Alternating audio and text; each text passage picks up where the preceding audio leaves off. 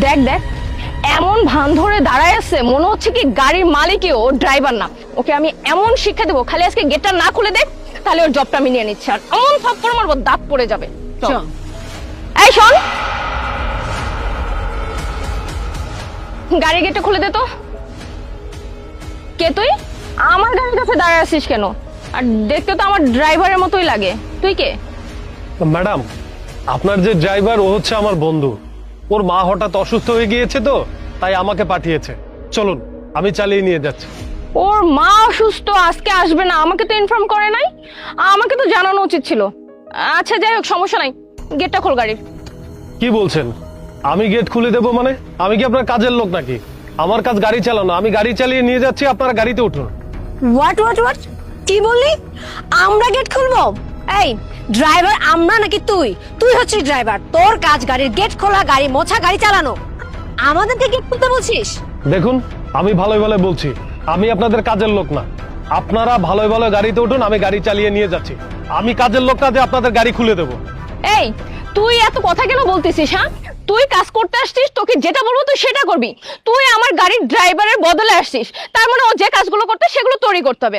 আমার ড্রাইভার আমার এই কাজগুলো করে দিত। আর তাছাড়া যেহেতু ডিউটি করতে আসছিস, আমার মতোই করবি। গাড়ির গেটটা খুল, বেশি কথা না বলে। ও, আমি বুঝতে পারছি। আমার বন্ধু আমাকে বলতো যে কি একটা চাকরি করি, সবসময় ভয় থাকতে হয় কখন চাকরি চলে যায়। তার মানে হচ্ছে আমার বন্ধুকে দিয়ে আপনারা কাজ করাতেন না, বাসার এক্সট্রা কাজও আমার বন্ধুকে দিয়ে করিয়ে নিতেন। তার জন্য ও চাকরির ভয় পেত। আপনারা তো এটা ঠিক করছেন না। ও তো একটা মানুষ, ওর ড্রাইভার, ওর কাজ হচ্ছে গাড়ি চালানো। সে কেন আপনাদের গাড়ি খুলে দিবে? শোন, তুই কিন্তু অতিরিক্ত ভাব নিচ্ছিস।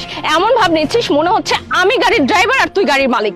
বেশি কাহিনী করিস না, তোকে কিন্তু এমন থাপ্পড় মারবো তুই তোর বাপের নামই ভুলে যাবি। ভালোই ভালো আমার গাড়ি গেট খোল, আর নাহলে তোকে এমন শিক্ষা দিব তোর অবস্থা খারাপ হয়ে যাবে। আর তোর বন্ধুর চাকরি তো আমি খেয়েই দেবো, আর তোকে গায়েব করে ফেলবে।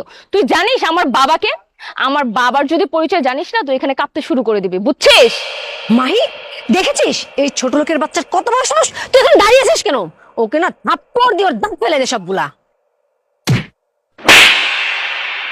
আপনার এত বড় সাহস, আপনি আমার গায়ে হাত দিতে চাচ্ছিলেন? মাহি, এই ছোট লোকের বাচ্চাকে না এমনি এমনি ছেড়ে দেওয়া যাবে না। একে এক কাজ কর, একে জেলে দিতে হবে। 14 শিকের ভাত খাওয়াইলে তারপর শাস্তি হবে। মেয়েদের গায়ে হাত দেওয়া শাস্তি না, ওকে পেতেই হবে। শোন, তোকে আমি অনেকক্ষণ ধরে বুঝাচ্ছি, কিন্তু তুই বুঝিস নাই। তোকে আমি এমন অবস্থা করব, খালি তাকে টাকা দেখ। এই শোন, বাবাকে একটা কল দে তো, তারপর ওর ব্যবস্থা আমি করতেছি। বাবা খালি আসুক। আরে মেঘ বাবা যে এখানে, অফিসে যাওনি? আরে বাবা, তুমি এই ছোট লোকের বাচ্চাকে বাবা বাবা কেন করতেছো? হ্যাঁ, ওকে যে তুমি ওকে এত ভালোভাবে কথা বলতেছো? Shut up! কাকে তুই কি বলছিস? এ হচ্ছে মেঘ বাবা। এর জন্যই কিন্তু আজ আমি সমাজে প্রতিষ্ঠিত। মেঘ বাবা, কি হয়েছে? আঙ্কেল, হয়েছে কি জানেন? আপনার এই দুইটা মেয়ে ড্রাইভারের সাথে কি খারাপ ব্যবহার করে, আজকে আমি যদি না আসতাম তাহলে বুঝতাম না। আসলে আপনাদের যে ড্রাইভার ছিল ও আমার বন্ধু। আমার বন্ধু বলল যে আমার মা অনেক অসুস্থ, তুই আজকে কাইন্ডলি বন্ধু আমাকে একটু হেল্প কর, একটু ড্রাইভারগিরি করে আস। আমি এখানে এসেছি আমার বন্ধুর দায়িত্ব থেকে। আসলে আমি যতই কোটিপতি হই না কেন, আমার বন্ধু আমার কাছে অনেক কিছু। আমার বন্ধু বিপদে পড়েছে, তাই আমি এখানে এসেছি। আর বন্ধু না থাকা মানে তো লাইফ ইম্পসিবল। আর আপনার এই মেয়ে যে জঘন্যভাবে ব্যবহার করেছে, একটা মানুষের সাথে এরকম ব্যবহার করে না। কেন আঙ্কেল আপনি বলুন তো, সে ড্রাইভার বলে কি সে মানুষ না? তাকে কি মানুষ বলে গণ্য করা যায় না? ইয়ে মানে বাবা, আমার কথা শুনো, ও না মিথ্যা কথা বলতেছে। চুপ, একদম চুপ। মাহি, আমি তোকে শিক্ষা দিয়েছি ঠিকই, কিন্তু সুশিক্ষা আমি তোকে শিক্ষিত করতে পারিনি। আরে এই, তোরা কাকে কি বলছিস? হ্যাঁ, আরে এ হচ্ছে ফেরেশতা। এই যে মেঘ বাবা, এর জন্য কিন্তু আজ আমি সমাজে প্রতিষ্ঠিত। কোটি কোটি টাকার কাজ এই মেঘ বাবা আমাকে দিয়েছে। আজ যেই দামি গাড়িতে তুই চড়ছিস, এই মেঘ বাবার অবদান।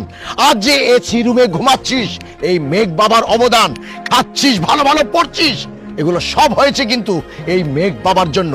এই মেঘ বাবা এর ঋণ আমি কোনোদিন শোধ করতে পারবো না। আমি তো রাস্তার লোক ছিলাম, এই মেঘ বাবার উসিলায় আজ আমি কোটি কোটি টাকার মালিক। আর সেই ফেরেশতার মতো লোককে তোরা তোরা অপমান করছিস। আর এই শোন, আমি কিন্তু কোনো পার্টি করতাম না। আর এই যে কন্ট্রাক্টরের কাজ না, পার্টি না করলে কিন্তু কাজ পাওয়া যায় না। কিন্তু এই মেঘ বাবা আমাকে দয়া করে, আমাকে করুণা করে কাজ দিয়েছে, কোটি কোটি টাকার কাজ। আর তোরা সেই ফেরেশতার মতো লোককে অপমান করেছিস। এখনই মাপ চা, তা না হলে কিন্তু আমার আত্মহত্যা করা ছাড়া কোনো উপায় থাকবে না মাহি। আঙ্কেল, আপনি যতই যা বলেন, আপনার মেয়েকে একটা শাস্তি দিতেই হবে। আপনার সাথে আমার যত কন্ট্যাক্ট, আমি আজকে সব কন্ট্যাক্টগুলো ক্যান্সেল করে দিলাম। আপনার মেয়েকে আমি বুঝাতে চাই যে মানুষের সাথে ব্যবহার খারাপ করলে তার পরিণতি কি হয়। প্লিজ ভাইয়া, আপনি আমার বাবার কন্ট্যাক্টটা ক্যান্সেল করবেন না। আপনি যদি আমার বাবার কন্ট্যাক্টটা ক্যান্সেল করে দেন, তাহলে আমরা রাস্তায় বসে যাব, আমার বাবার অনেক বড় ক্ষতি হয়ে যাবে। প্লিজ ভাইয়া, আপনি তো অনেক ভালো মানুষ, আপনি প্লিজ এমনটা করবেন না। আসলে ভাইয়া, আমরা যেটা করছি সেটা করা উচিত হয়নি। এটা খুবই জঘন্যতম কাজ। ছোটবেলা থেকে বাবা অনেক আদর যত্নে বড় করছে, তো কখনো শাসন করে নাই। তাই কার সাথে কিভাবে আচরণ ব্যবহার করতে হয়, ভালো মন্দ না অত কিছু আমাদের মাথায় ছিল না। সবসময় টাকার গরম দেখিয়ে চলছি।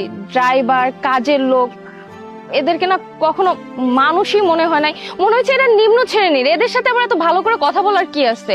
মান সম্মান যা আছে সবকিছু আমাদের, ওদের কোনো মান সম্মানই নাই। আমি ভুল করে ফেলছি, আপনি মাফ করে দেন। আমাদের ভুলের শাস্তি না আমার বাবাকে দিবেন না, প্লিজ দয়া করে আমাদেরকে মাফ করে দেন।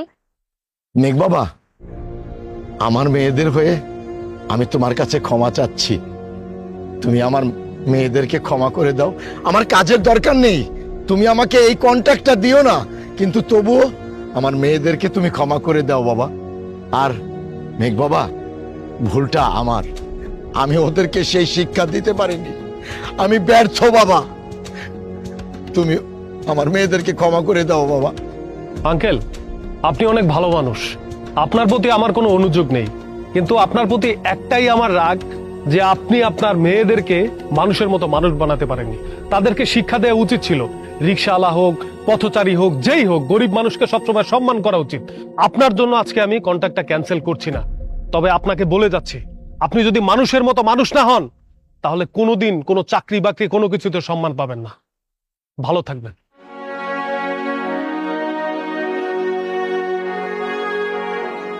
হলো, এবার হলো তো?